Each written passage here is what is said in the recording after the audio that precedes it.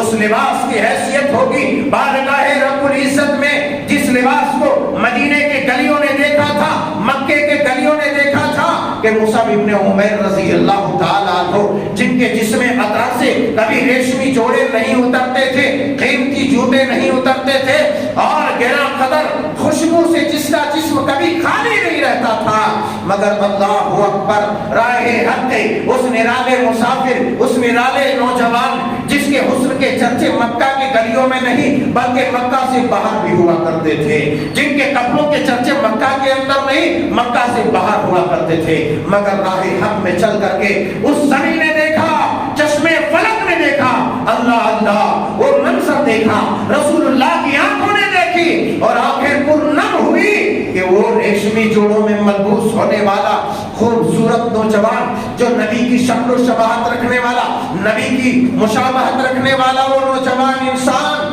وہ نوجوان خوبصورت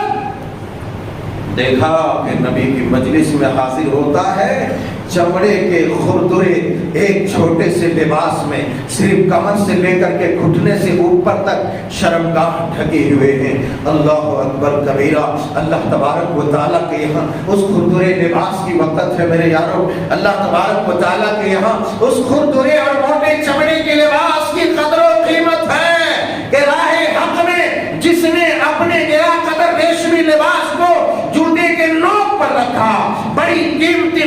خوشبوؤں کو چھوڑ دیا اور اللہ تبارک و تعالیٰ کے راہ میں اپنی تمام چیزوں کو قربان کر دیا، مدینے میں جا کر کے پرچار و پرسار کیا اور نہ جانے کتنے لوگوں کو شرف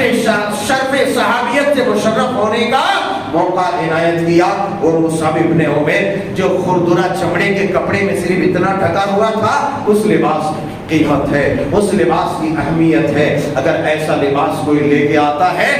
اور دل میں تقویٰ، خشیت الہی اور اعضاء و جوارح سے سنت کی ترجمانی لے کے آتا ہے تو اللہ تبارک و تعالیٰ